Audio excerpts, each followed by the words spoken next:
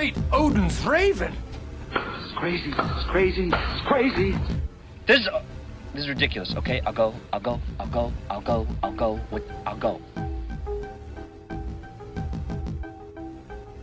Hello and welcome to the FilmPulse.net podcast. This is episode number 61. My name is Adam. Today I'm joined by Kevin.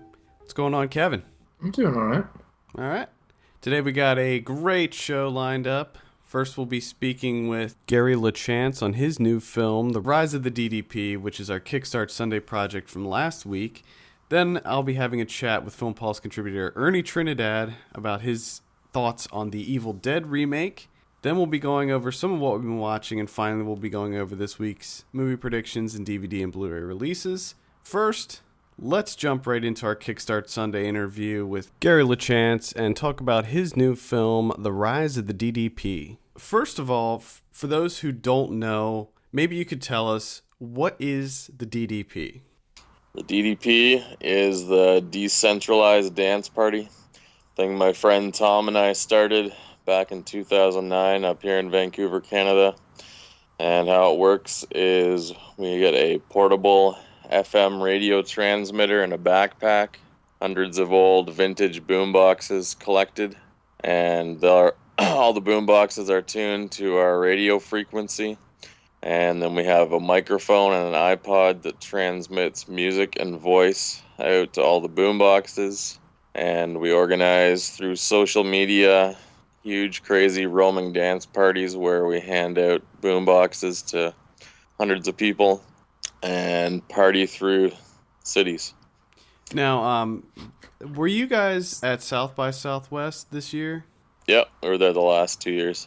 Okay, yeah, because we were there and we saw it. We were like in the midst of that, and I didn't realize, I didn't put two and two together until right before we started recording, and Kevin mentioned to me that we saw everybody in the banana suits, and I was like, oh shit. Yeah, we were unknowingly on the outskirts of a decentralized dance party. Yeah, but it was great. I loved it. So now your big plan, this Kickstarter project you have going is kind of twofold, right? It's the documentary, and then it's also what you plan on doing, a global, what do you call it? The global party pandemic of 2014. Yeah, Nice. So maybe you can tell us a little bit about how you plan on pulling that together. Well, we're kind of figuring it out as we go along.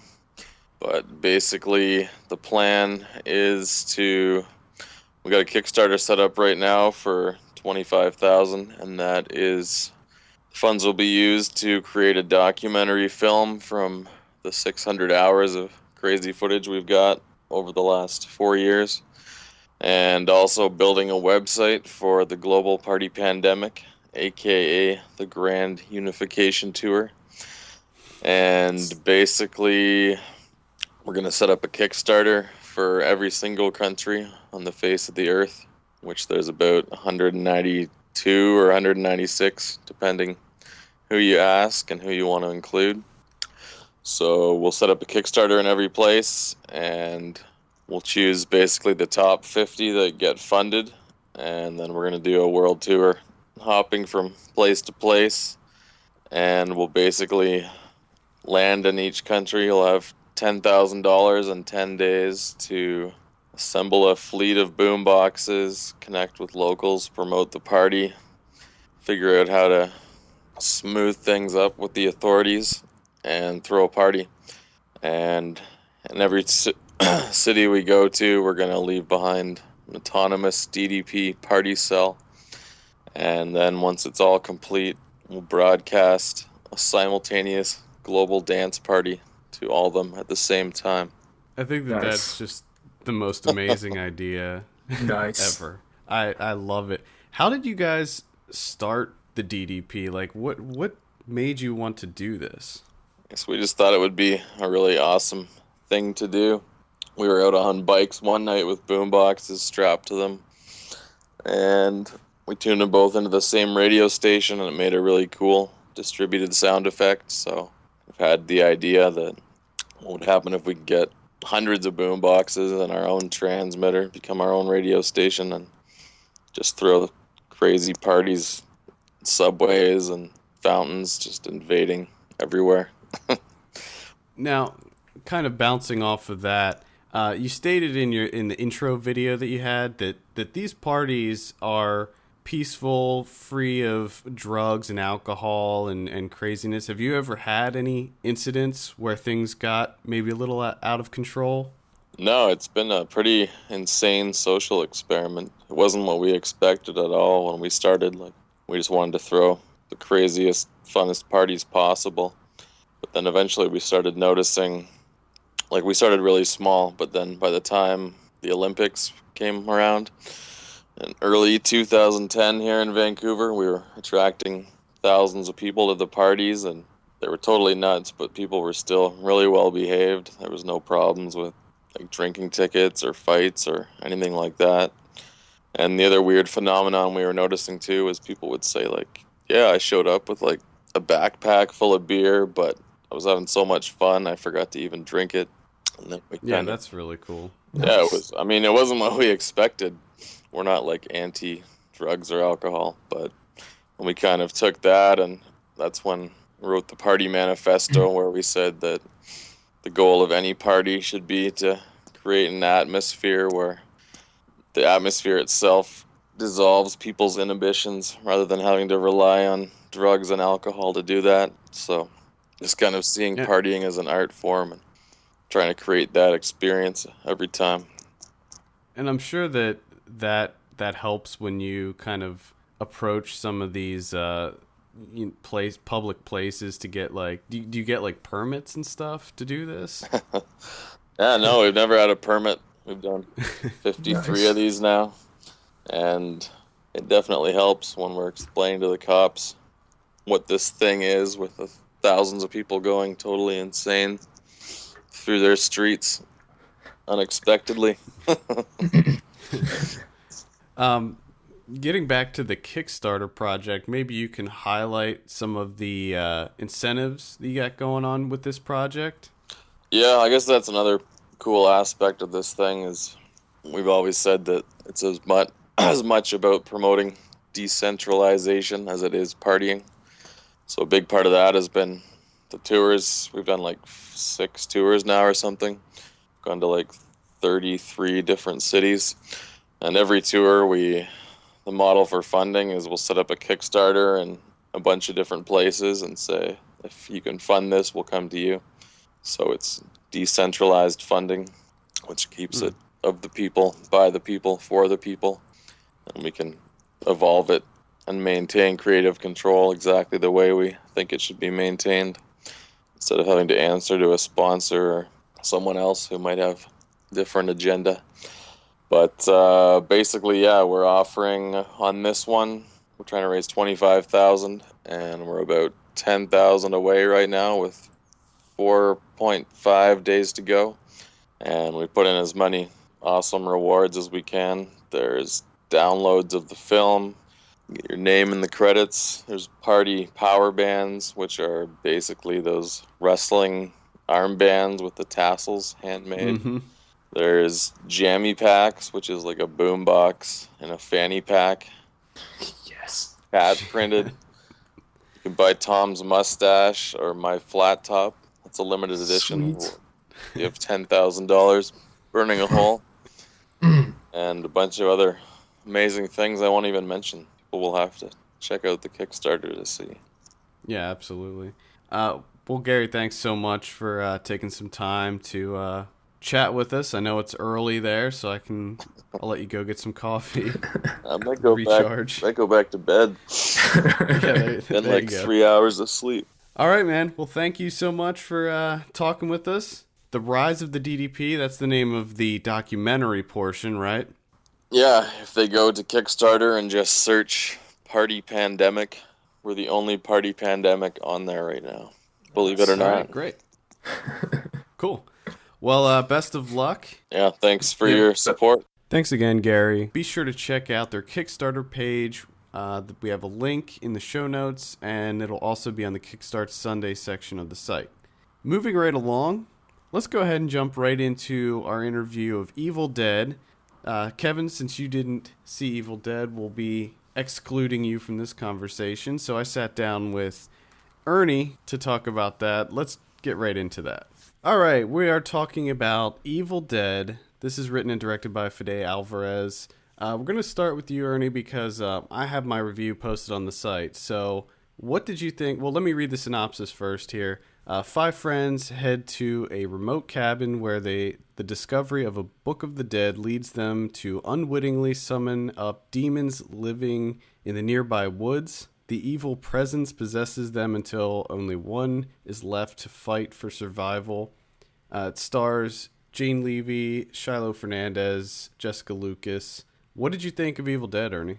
As a fan of the entire franchise, way back when I thought it was great, but as I grew older and watching it, I'm like, yeah, the visual effects is a bit shoddy, but it's part of the time. And I always wondered what if Sam Raimi was actually able to redo Evil Dead present day with current standard visual effects and keep the level of intensity that the original had. And I was thinking this is going to be one messed up freak out of a movie. And so that's what I was hoping for. And the remake delivered close to what I was hoping for. I mean, but I still felt they probably could have further. I mean, I was hoping for something that would even make me dive under this, but yeah, I didn't get that far. Yeah, I think overall I was pleased with it. And what I did was I saw this at South by, and when you see movies in a festival environment, it's always kind of a different vibe. Like we saw, our screening had like the whole cast, the director, Bruce Campbell, everybody, and everybody was like losing their shit the entire time.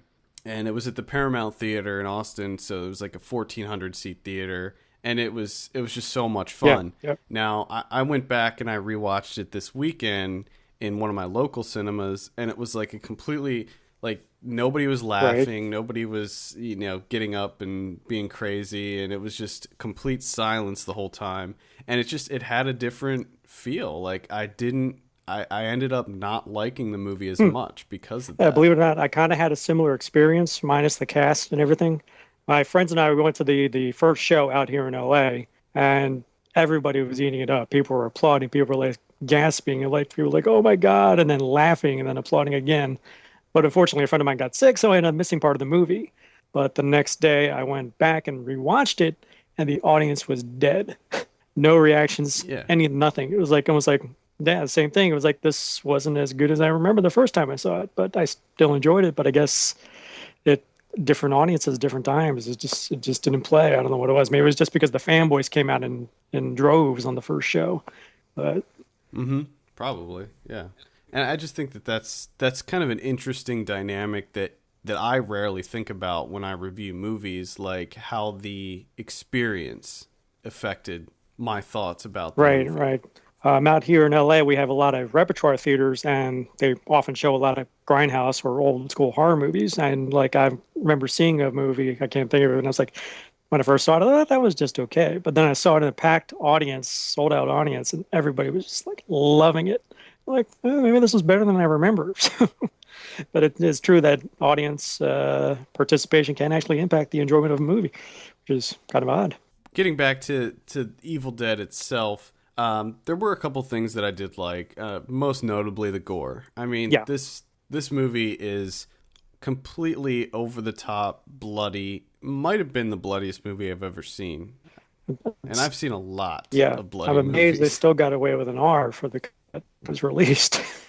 Yeah, and I did, it was announced that it did get an NC-17 rating originally, and they had to cut some stuff out of it. And I could be wrong, and I probably am wrong, and it's probably just me projecting or whatever, but I could have sworn that the first screening that we saw at South by was more bloody, but I could be entirely wrong about that. Yeah, that could be interesting, but I guess we won't know that until they release the unrated version.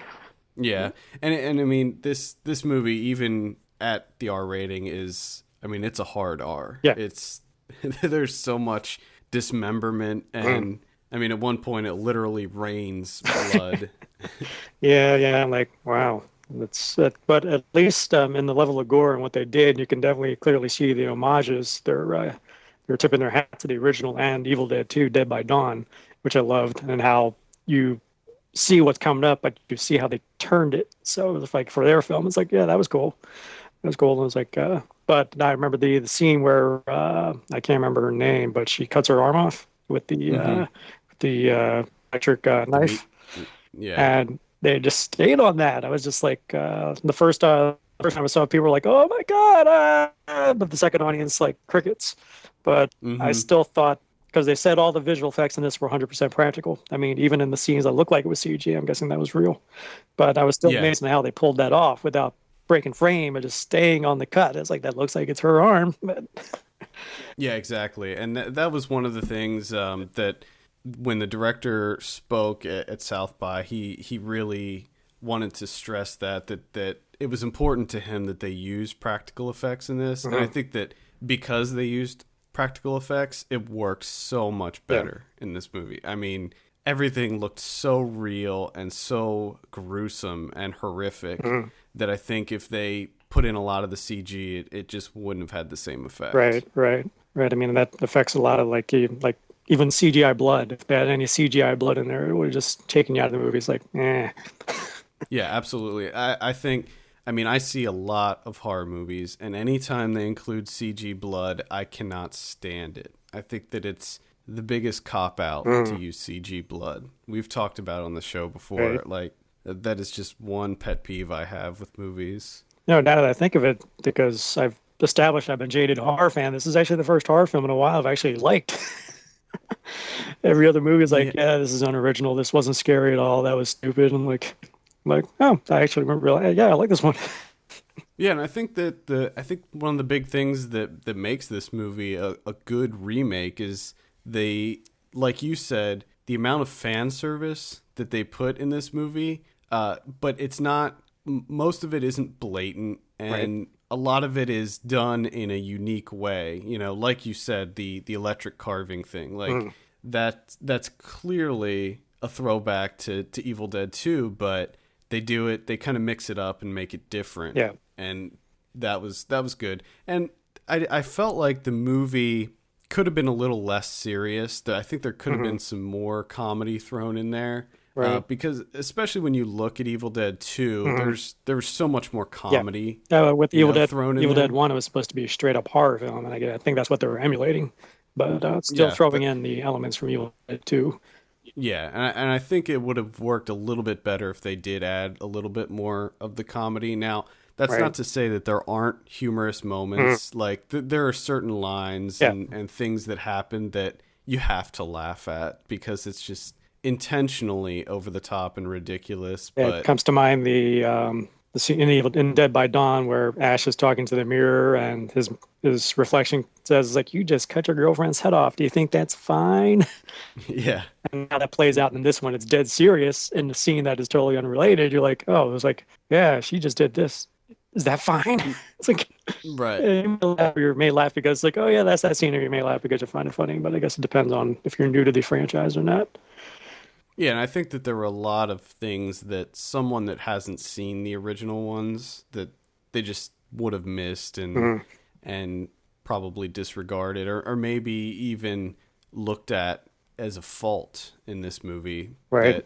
Because there were a lot of kind of cheesy things that they did put into this movie, but it's kind of hard for me to judge whether or not they were intentionally cheesy or if it was just that's just how it was and they were really trying to play it straight. I love how there were some cheesy moments and some melodramatic moments, but it took the time to establish that these are the rules for this Evil Dead universe. These are what has to go down. And then you see that's what's going down. Is like in other horror movies, it's like, oh, geez, he's going to do that. It's like, oh, come on, that is so stupid. But then you're like, no, this is necessary because that's what the rules are. So you're like, okay, we'll go with it. And that was like, I guess one of the small nitpicks that I would have would be the melodramatic moments at the beginning of the movie where they're establishing, why they're there and that type of thing. And the first interaction between the two main characters when they were sitting on the Evil Dead car. I just thought that was kind of, it was just too much. I wasn't buying that. Well, then you compare that to the original, how it was like comes off as so painful in the dialogue. You're like, oh, and the acting. I mean, not to say, they're legendary now, but you're like, eesh. Right, and that's the thing. It's like you don't really know what. I mean, maybe that was supposed to be Yeah. overly melodramatic and cheesy. I mean, I don't really know. Right. And I guess it is to note that the screenplay was partly written by Diablo Cody and Fede Alvarez. I actually also forgot wrote part of about the screenplay. that. I totally forgot she was involved in that. I don't even think she was credited. I'm trying to think. I don't know if she was or not. I'm trying to remember the credits. Yeah, I don't remember seeing her name in the credits. It was a ghost rewriter or something. Yeah, I'm not sure. Now, being an Evil Dead fan, would you say that this was a solid remake? I would say it's a solid remake, but for me personally, it pushed the envelope off because back then I thought that was a pretty gruesome time, and I thought this would be nuts. This would probably be like the first hard NC-17 theatrical release because there was just so much in there that they couldn't cut.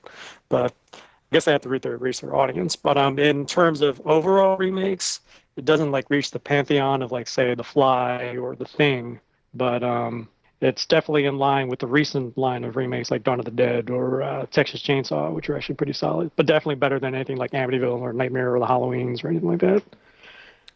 Yeah, I would agree with that. I mean, I don't think that this is like when you mentioned The Fly and The Thing. I think that those are rare instances where, at least for me, the remakes are actually better than the originals. Yeah, absolutely. And I still think that Evil Dead 2 is better than this one. I don't know about the original Evil Dead. Yeah, That one, I'd still put it fourth in line of the franchise below Army of Darkness. I still think Evil Dead 2 is the best one. But, yeah, I do too. but speaking I mean, of franchises, like at WonderCon, Alvarez was talking about his plans for the franchise. I don't know if you heard about this or not, but his ultimate plan is to let Raimi and Campbell do their Army of Darkness 2, which I had to watch the panel online because I didn't get to go. They went nuts. And then it's like, my plan is to do my Evil Dead 2. And then he said, and then my ultimate goal is to do one final huge seventh film, which will cross over both franchises. But yeah, I did hear that, and I hope that's going to happen. That would be great. I don't know. But then when you do see the Evil Dead remake, it establishes that could easily happen. I'm not talking about like anything you may see in the film, but I'm talking about the world that they established that this happened before. So there's no reason that Ash's universe can't exist in the same universe, which is really that's cool. absolutely. Yeah, I mean they don't really tie them together. They don't write themselves in a corner with it. Yeah. You know, they could easily bring Bruce Campbell in and have him. Other than the fact that the new one takes place nowadays. Yeah, I don't think they really established any time period in the trilogy though. But no, I think it was just modern. Yeah, you do like, remember that with 2 and 3, Raimi actually rewrote the first one as a setup for the new movie because of rights issues and everything. So it was like Evil Dead 2 was like, you went back to the cabin, rewrite it first, and then Army of Darkness is like, he's going back to the cabin. No, wait, this is a rewrite of the first 2 movies. Yeah, So that's kind of the weird thing about that. I mean, essentially the second one's a remake of the first one. Yeah. So I guess it's pretty much the same thing that happens. It's just tweaked a little bit. But performance-wise, any highlights? I thought they were performance-wise they were all adequate. I mean, nobody for me just stood out. I mean, they all pretty much served as demon fodder. But I guess they must have because of all the craziness that they had to go through, and if they didn't sell it, then you wouldn't buy it. But I guess Mia probably is the one that stood out. The first possessed and the one stuck in the cellar. Yeah, and she's essentially the main character. Yeah. I mean, I guess some people are saying that she's like considered the new Ash or whatever. And I can sort of see that, but right. I also liked Lou Taylor Pucci's character just because he got tortured in this movie. I mean, there was so much bad shit that happens to him throughout this movie. It's almost like he the punished Ash. Yeah. He was the one that got all the Bruce Campbell stuff. Any particularly standout moments of violence or gore that were highlights for you? I guess the one that stood out wasn't even like excessively gruesome, but just super tense. There was a moment, probably in the latter half, where Mia is stuck in between two walls, and then the Deadite just starts shoving a machete through the wall, and she's still trying to get out. She's in a corner and trying to get out, and then the machete just keeps coming in and out, and every now and then it hits. Like, eesh. That's a pretty effective scene. That was actually the one that I was going to mention too. There's a part of that where it goes across her knee, and it looks so incredibly painful. And you just sit with the shock on her face as she sees it, and then it just slowly pulls out. You're like, like you could feel it. Yeah. It's just odd at that moment, that real moment, as opposed to the outrageous moments. I guess that's what had the greatest impact. Yeah, I mean, and there was a lot of moments where you're just cringeworthy moments, I would say, in this movie. Now, the big marketing thing is the most terrifying movie you will ever experience, or something like that. Where did this fall for you as far as scares? Scares, I guess there are two types of scares. There's the jump scares, not much there. And as for the kind of scares that get under your skin, not that scary. I mean, probably like the original Evil Dead. When I saw it, I was like 13, I guess. And it was like, I thought it was scary then, but now not so much. So this one is probably in the same line as not so scary. I guess scary would have to be something like on the supernatural level, like the first Normal. That had some serious scary stuff in there. But Evil Dead didn't have anything like that. But it's still an effective movie, despite the fact that for me, at least, it wasn't that scary. Yeah, I would agree. I didn't find it to be like overly terrifying. There were some creepy atmospheric moments, but I mean, for the most part, it kind of relied on the gore, and that was fine. It worked in this movie. I didn't think that, I wish one of the things that they did in the other Evil Dead movies that they really didn't do too much was the sound in the Evil Dead movies was always really prominent. It was always very loud, and there were particular scenes in like Evil Dead 2 when it was just like loud banging noises, and then they would do like the fast zooms on like different things in the cabin and that type of thing, and just the way that the camera moved in the original films, I thought I wish they would have done that more in this one, and they do it. They do use some of the same camera techniques, but I just kind of wanted a little bit more of that. Right, but it is Raimi, so I don't know if you want to be like mimicking Raimi, you might not get it right. So that's true. Try to do enough to give you the gist of it.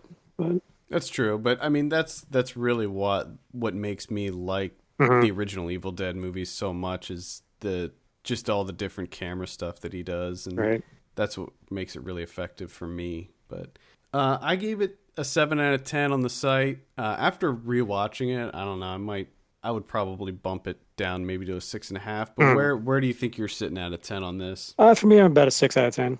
Okay, 6 out of 10. Yeah, 6 out of 10. Initially, I thought it was about a 7 the first time I saw it, but that was the audience, and then on second time, that brings it down to about a 6. So, yeah. I mean, for me, for a horror movie, getting a 6 for me now is like a 10. Might as well be. So. Yeah. Well, I don't know. I think this year we're gonna see some good stuff this year. I think. Yeah, I saw the trailer for The Conjuring for the first time. I was like, this actually looks like could be good. But that could be good. But then again, I wasn't a fan of Insidious, so. I liked Insidious. Kevin hated Insidious, but I liked that one quite a bit. But I think You're Next, Adam Weingard's You're Next is going to be solid, and I'm excited for VHS too. Yeah, cool. Yeah, that was actually my friend Calvin, who I interviewed, is actually involved in both of those and pretty much shoots. Well, he's not involved in VHS too, but he's in You're Next, and he pretty much shoots the movie down. He's like, well, you haven't even seen the movie yet. It's like, I don't know, but I don't want to be involved in it. It's like, and then he was initially offered a segment in VHS 1, but not 2. So he's like, yeah, well, whatever. Yeah, he was in 1. I remember seeing him in 1. Yeah, he was an actor in 1, but they was offered a segment, but the one that he gave them, they just didn't want to do. I'm like, oh, what was it? He's like, you won't tell me. Oh, Because like he's holding on to it, so maybe he'll do something with it. But I'm like, and so is he an actor in your next as well? he's an actor. I think he plays a cop, but I don't know what the scene is. So, but he is in there. There's a ton of people like Joe Swanberg and Ty West. And, yeah. So Amy Steinmetz and Barbara Crampton, I think, isn't it? Yeah, ton of. I'm really excited to see that. So, I mean, initial impressions, I missed thought it was that. Strangers 2, but then I'm like, no, this isn't Strangers 2. But yeah, it does look similar to that, but Yeah. I don't know. Hopefully it'll be something fresh. I've been hearing good things. yeah. So, all right. Well, I think that wraps it up, Ernie. Cool. Thank you so much for thanks for having me on. taking some time to talk with us about Evil Dead. Would you recommend this to people? For hardcore horror fans, it's a must. If you like horror movies, yes. But if you like horror movies that are not gory, then stay away. Yeah. This definitely dumps on the gore. All right. I think that'll do it. Thank you very much, sir. Okay, great. There you have it. Let's get into some of what we've been watching, shall we? I guess we can. I had a pretty decent week. Actually, I had 2 10 out of 10s on my list this week. Are you kidding me? I started it off with a movie that's not a 10 out of 10, which was Nitro Circus the Movie. Oh, why? The only reason that I even gave this a watch was because I just got the Netflix Super HD and I wanted to test out some stuff with that, and I thought that it might look cool, and it did look really good on the Super HD. But the movie itself, I mean, it's not even a movie. It's just like a stunt video. It's hardly a movie at all. So I don't really have much to say. There's some cool stunts in it, but it's not great. Then I saw Woman Under the Influence, finally. After your 10 out of 10, I decided that I had to knuckle down and give it a watch. I had to do it. Yeah. And I loved it. I really did. I thought it was just a brilliant film. Yeah, it is quite amazing. I really can't say enough about it. Like, this is a movie that I'll probably go back and revisit every couple of years. It's just one of those movies that it's just so good. I mean, it looks amazing. It really feels ahead of its time. Yeah. And it was such an odd movie when you think about it. Like, I talked to you after I saw it, and there were just certain things. Like, first of all, everybody in that whole family seemed so high-strung. Oh, yeah. There's a lot of stress going on. And the fact that on several occasions Peter Falk says, I'll kill your kids, or I'll kill our own kids. Or I'll kill you. I'll kill you and your kids. Yeah. Peter Falk he's a bit high-strung in this film. And like I can understand that he is certainly under a lot of stress. I mean, he's dealing with his wife and people. He's obviously concerned about what people are saying and thinking about his wife, and that has him stressed out, and his job and the kids and all this stuff, and it's just kind of, Yeah, because it seems like in that film he's working like 32-hour days, it seems like. Yeah, but it just seemed like he was just exploding every 10 seconds. Now, I would venture a guess that this is probably your first Cassavetes film? I think it is, yeah. I can't remember if I saw any other ones. I would suggest, if you want to see anything else, I would suggest going with Opening Night next. Because Opening Night, once again, features an amazing performance by Gina Rollins. And it's just a shame. It seems like she's really underappreciated for how good she is. Yeah, I mean, she's had a pretty decent career, though. Yeah, but I think she's not thought of the way that she should be. I mean, when you see some of her performances, they are just amazing. And I can't really think of any other actress that comes close to her. Yet she's not spoken in the same breath as a lot of the other actresses that you hear about. Yeah, that's true. I'd agree with that. But plus Peter Falk, too. Like, everyone knows him as Columbo. But man, That guy, he killed it in so many films back then. Maid. That's yeah. That's one of my favorite little roles of his. Oh, Peter Falk is a gem. So I definitely recommend Woman Under the Influence. I think that in your review, you pretty much summed up everything about how I feel about it. Did you write about the music at all? I thought that the music in it was... I touched on it very, very little. Bo Harwood did the music for the film. And again, it's one of those Cassavetes things where I think he was like the sound editor or something. And Cassavetes was just like, you're doing music. And then he just had to come up with shit for it.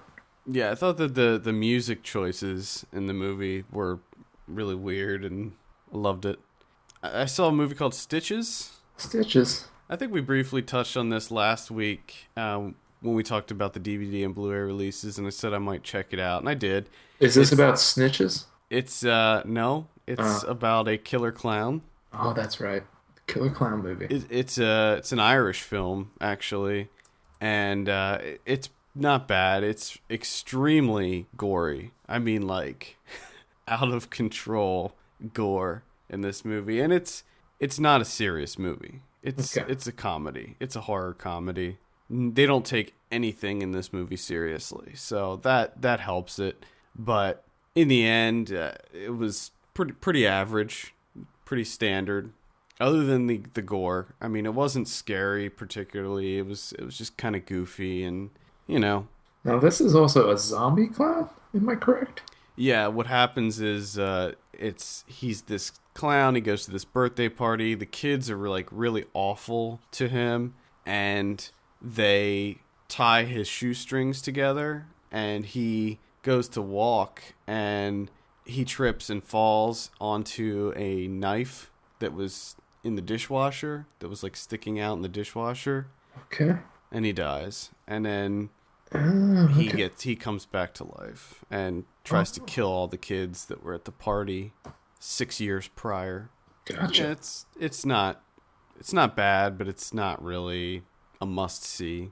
Then I saw Harmony Korine's Mr. Lonely. This was the only Harmony Korine movie that I haven't seen up until now, so I've been wanting to see this for quite a while, and I don't know, it was one of those things I just never got around to, but I finally sat down and watched it this week. I liked it a lot. This wasn't my other 10 out of 10, but it's probably like a solid 8 for me. It sounds like it was close. No, I'd say 8. I liked it a lot, but it I don't know. There were certain things that I just didn't think were terribly interesting about the movie. Like for the most part, it was a very unique film, and that's kind of why I liked it. Plus, it was, again, like most of Korine's stuff, visually it was great to look at. Yeah, and who doesn't want to see Diego Luna as Michael Jackson? Yeah, Diego Luna. Basically, for those of you that don't know anything about this movie, it's Diego Luna plays a Michael Jackson impersonator, and he ends up meeting up with Samantha Morton, who is a Marilyn Monroe impersonator, and she kind of takes him to this sort of like an island of misfit toys, I guess you could say, where it's like a commune of impersonators, and they live in this kind of like a castle where they just hang out and live, and it's really weird. It's very odd. You got Werner Herzog in it.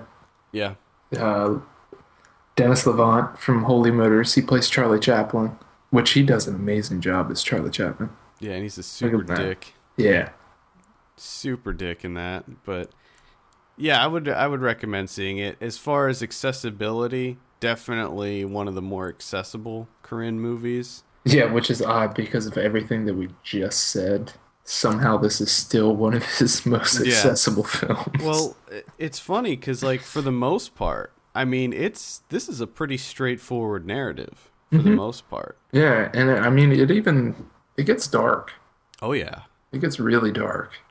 Yeah, I don't want to give anything away, but there is something that happens towards the end that is very disturbing.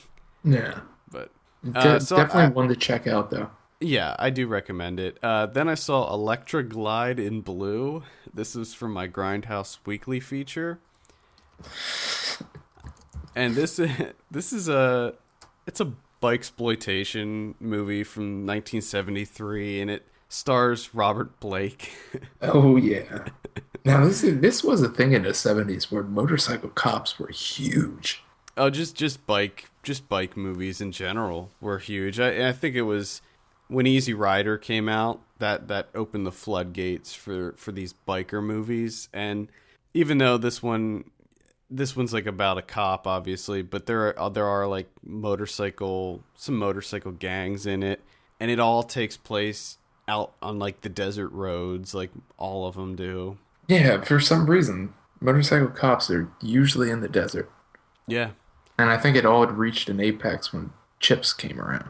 Because I think that was like the end of the 70s. Yeah, probably. That was probably the end of it once it got really commercialized and everything. But this it's pretty average. It's just about Robert Blake plays this bike cop who's trying to become a homicide detective. And he gets his shot when he discovers a body. And then he figures out that the person was murdered. It was set up to look like a suicide. Mm.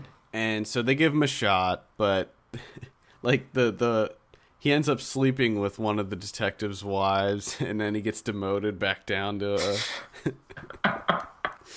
it's such an odd movie. The thing that I really couldn't get past was that I never really knew where this movie was going, like tonally, because there was a lot of comedy in it, but at the same time there was like some really grim stuff in this movie. Like they show someone getting run over by a car, they show people like flying through windshields and getting killed and getting shot.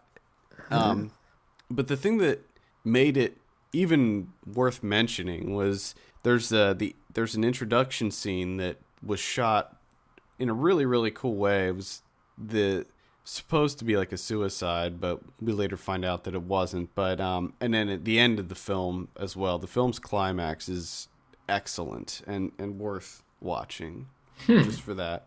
But the rest of the movie is pretty average, and it's directed by a guy named James William Garcia, who you probably know as a member of the band Chicago. Oh my God. He was one of the founding members of the band Chicago, and Peter Cetera and some of the other members of Chicago are actually in this movie. Oh my God, yes. And that is amazing. This guy also was in Frank Zappa's band. He got nominated for something like 38 Grammys. I mean, he's a musician first and foremost. This is his only movie that he ever made. I know. I find it hilarious that I'm like scrolling down through the IMDb page for this film, and the tagline is "An American movie by new director James William Gierso," and then go down, and it's like, this is the only movie I've ever made. Yep. Yeah, that's it. But he did. I mean, it wasn't like his career ended with this movie. He went on to do some pretty great things in music. Yeah, he's too busy killing it with Chicago. You kidding me? Yeah. I don't got time for movies. Then I saw Badlands by Terrence Malick. This is another one that I've been meaning to watch for a long time, just never got around to it. And same here. I saw this on Criterion. Looks amazing on Criterion. This is my other 10 out of 10. I fucking loved this movie. Nice. I'm not even, before this movie, I wouldn't say that I was a Malick fan. Like, I'm not a huge Malick fan, but this movie made me a Malick fan. Yeah, to me, I always look at him as interesting. I'm always more than likely going to check out what he does. Yeah, and now, I mean, there's still, like, this film, like you said, I need to see this. This is it's so amazing. It's movies like this that are just right up my alley. I mean, the visuals, the performances. I mean, it stars Martin Sheen and Sissy Spacek, very young roles for both of them. This came out in '73 as well. No. And it's loosely based on a true story where in the 50s there was this couple that killed a whole bunch of people, kind of went on this killing spree. But the movie's not, it's interesting because it's rated PG, but it's not overly violent. There is spurts of violence in it, but after I watched this, I couldn't help but think about the movie True Romance, Tony Scott's True Romance. And when you see this, you'll be like, okay, well, clearly Tony Scott is, I wouldn't say ripping off this movie, but certainly drawing inspiration. Like the music is very similar. So maybe that's like Hans Zimmer that's ripping off of whoever did the music for this. But either way, I saw the similarities between the two. And I love True Romance, but this is much better. Yeah, definitely. So I can't say enough. I love this movie. Yeah, I'm going to try my best to see this for next week. Yeah, I would highly recommend it. And that's pretty much it. I did see a documentary about pinball called Special When Lit, but nice. I don't really have anything to say about it. It was just kind of average. Nothing special? No. So it wasn't that was it for me. I did see a couple other things that I can't talk about quite yet. That's a bummer. My week was very, very light. Mostly because film had to I had to fight with a couple of things. Number one, it started getting nice out. So I've been trying to do things outside, but also opening week of baseball.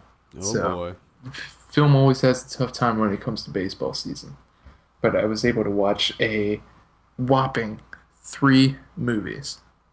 You ready for this? Better get comfortable. Started off with Simon Killer, which is the newest film by Antonio Campos, which last week you and Gina, right? Mm-hmm. You and Gina got to sit down and talk with Campos and the main character of the film, Brady Corbett, who actually co-wrote it. Mm-hmm. And I think you saw this film as well, and you saw After School. We both saw both films by Antonio Campos. Mm-hmm. And this is essentially a recent college graduate goes to Paris after a breakup that seems to be affecting him greatly, and just sort of aimlessly wandering around trying to figure out what to do next, and comes upon a Parisian sex club, meets a woman there, and sort of gets into some questionable actions that have disastrous results. And I have to say that the filming is leaps and bounds above After School. I was extremely worried going into this film, because we talked about before with After School how the curious framing techniques that he uses, and he does refrain for the most part in using those techniques. Like majority of the time, I would say like 98% of the time, you see the entire character. Yeah, there are a few scenes that I remember, and we did ask him about this too in our interview, where the camera will be like behind the person down, on. They're not even showing the characters at all, or only showing it'll be like down like on a table or something. Yeah, it'll show like the top like 5% of their head or something like that, which became extremely taxing in After School. But luckily he sort of steered away from that in Simon Killer. And I think the performances from Corbett and Maddie Diop, who was also in 35 Shots of Rum, which is a really good film. I thought their performances were really good, especially Corbett. I thought he did a great job. Oh yeah, with this character, and I hope to see him in more things. I think you're going to. Yeah, and I really have a problem with the title. It just really rubs me the wrong way. It renders the entire film predictable. Like, I know that this guy's a bad guy, and I know what's going to happen. Well, according to Campos, he said that from the onset, he wants the viewer to know that this person is capable of killing. Okay. So, like, from the beginning, you're supposed to know that this is what he's capable of. It's not supposed to be a serial killer movie or anything like that. It's just about a man who has the capability, I guess, to kill. So, I mean, Yeah, there were aspects of this movie that I thought were a little bit that should have been a little bit more clear, but I have a feeling that Campos should not have gone that direction because number one, you make it extremely predictable, and then focus all the attention on the technical aspects of the film. Like if I already know what's going to happen in the film, where I know sort of the motivations behind all of the characters, then you got to really kill it with the camera work, the performances, which for the most part, like I said, they were good, but everything else just fell flat for me. yeah. And I'm just like, okay, yeah, this is exactly how I figured it would be. It just seems sort of pointless to put that in the title right off the bat. Yeah, and plus there's something that happens near the end that I think Yeah, that's bullshit. That's completely bullshit. you have to, if you listen to, and it's a fairly, I mean, I would consider it a spoiler, but we do talk about it in our interview with him, and he explains it, and what I got from it, what Gina got from it, and I'm assuming what you got from it as well, was not what was actually happening in the movie. So, No, I mean, I was able to think of it in both spectrums. You know, it was a rewrite, or that is exactly what happened. And I like the ambiguity of that. And I think he should have left it that way. I don't think he should have explained it, because the way that he explains it tells me that he couldn't effectively communicate what he was trying to say at the end there, which makes me think less of the way the film ended. When originally I was just thinking that it was ambiguous, or the ambiguity of it all, which I had, a decent amount of respect for that. But to have it explained to me the way that it was, just I lost all of that. I was just like, you gotta be kidding me. there you go. It's like a light recommend, like a very light recommend. Now, I have to say that if I didn't see After School, I would have been disappointed by this film. But since I saw After School, I see this as a giant step forward for Campos. I saw him in reverse. I saw Simon Killer first, then After School. Oh, okay. So it was, I don't know, kind of a, I don't know. I like Simon Killer better. We'll just put it that way. Put it that way. I think we're in agreement there, without a doubt. The next film I watched was The Guard, the 2011 crime comedy from John Michael McDonough, who is the brother of Martin McDonough, who's done Seven Psychopaths and In Bruges. I remember when this film came out that there was a lot of buzz about it and how great it was, and it was just an amazing film. So I finally get around to seeing it, and I think that I'm going to get something completely fresh and different. And that's not the case. No. This is just your standard buddy cop, fish out of water story. Mm-hmm. Don Cheadle plays an American FBI agent who has to go to Galway and work with Brendan Gleeson, the unorthodox sergeant. And, I mean, it was enjoyable. I found it humorous. I enjoyed myself while I was watching it. But it's nothing special. I don't know if I missed something. I'm pretty sure I didn't. No. But that was the thing. Like, I remembered it laughing and enjoying myself. And then, 2-3 days later, I'm trying to think what was so funny about this film, and I can't really think of anything. I can tell you almost nothing about this movie. I saw this a while back, and I can't tell you anything about it. I remember that I think it was more violent than I anticipated, or maybe it was just more adult themed. Yeah. I mean, they mix in like the racism stuff, which I don't really ever find that funny. Just seems lazy to me to try and comb some humor out of the people not seeing eye to eye. Yeah. Race wise. And I mean, Brendan Gleeson was great. I love Brendan Gleeson. But there does come a point where the swearing in this movie, it's ridiculous. Like, I love the word fuck. I love it. One of my favorite words.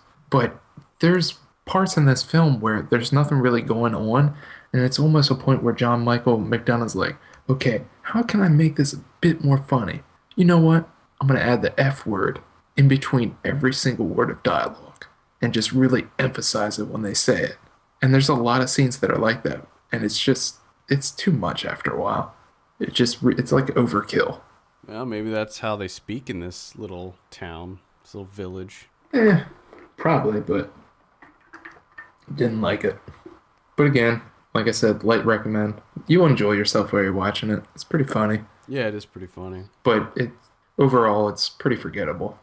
And the only other film I saw was Ingmar Bergman's Persona from 1966, and this is a strange beast.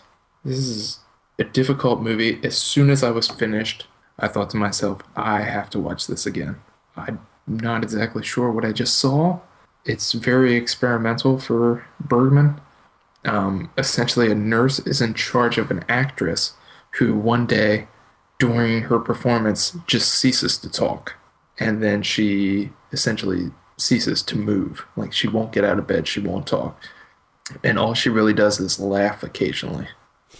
And so this woman's in charge of, taking care of her and everything, and not working out. So they go out in the country, like a summer home, and spend the summer out there together, hoping that maybe this respite, a little bit of a vacation, will make her feel better.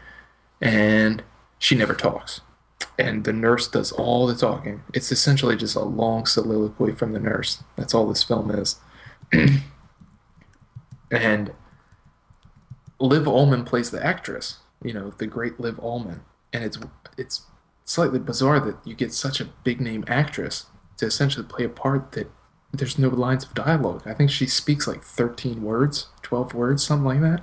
And that's it. She doesn't say anything else.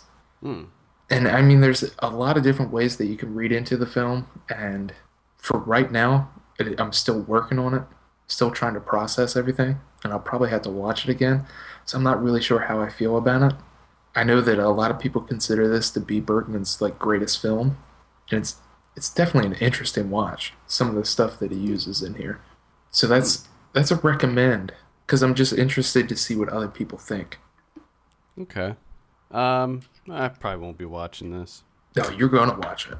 Okay. I will force you. I think this is definitely something we should get Ryan at some point in time. Oh, boy. Because I think his mind will melt. That might be one that he refuses to watch. He probably will. Every film I give him, he refuses to watch. Yeah. All right, let's move on and talk about some predictions. You had a good week. You got all three. Nice. Evil Dead, you said 72, I said 73, actual 65. Trance, you said 74, I said 78, actual 71. And The Company You Keep, you said 64, I said 66, actual 55. All right. Next week, big week, and by big I mean horrible. Oh. We have Scary Movie 5. I see what you did there. Yeah. Scary Movie 5. What are you thinking on this? This is still happening? It's real. It's real and it's happening. Oh my god. That is awful. Scary Movie 5, I'm going to go with a 5. Oh my god, that's what I wrote down my predictions beforehand. That's what I wrote. All right, I'll give you the 5, and then I'll go 6. All right, 42.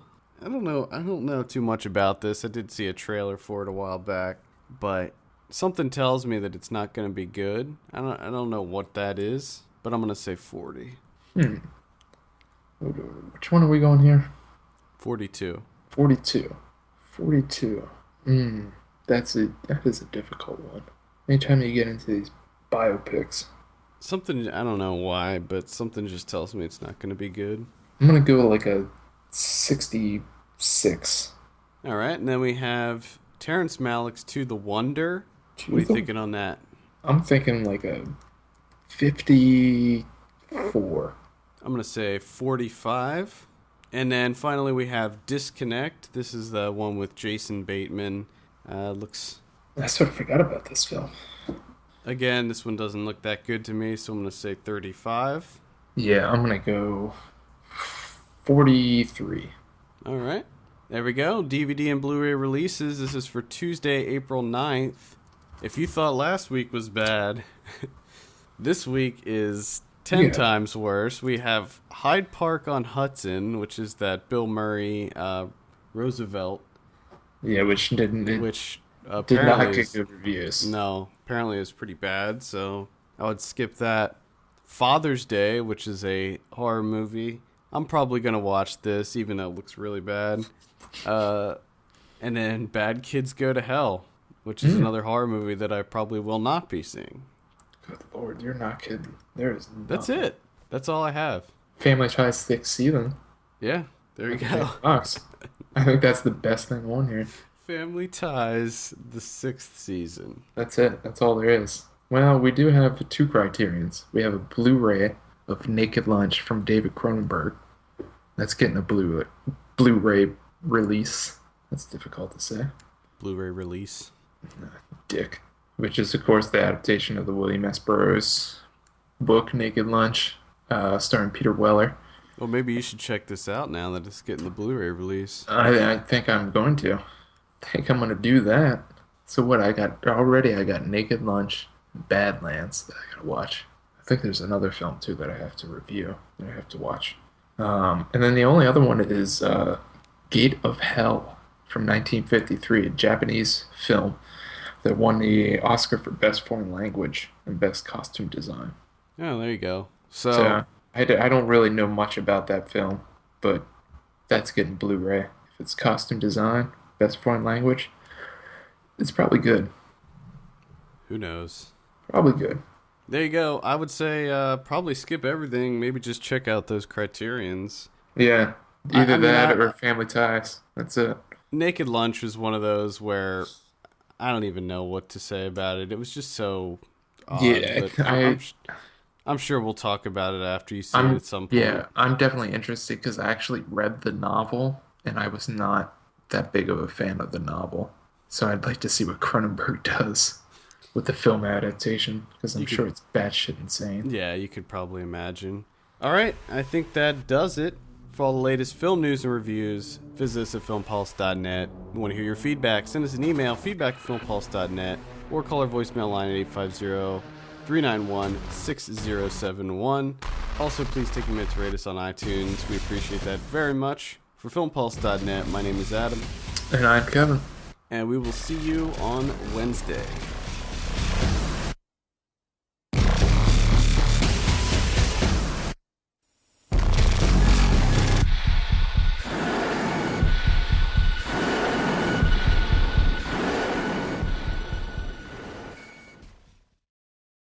I was like, my mind just like drew a blank.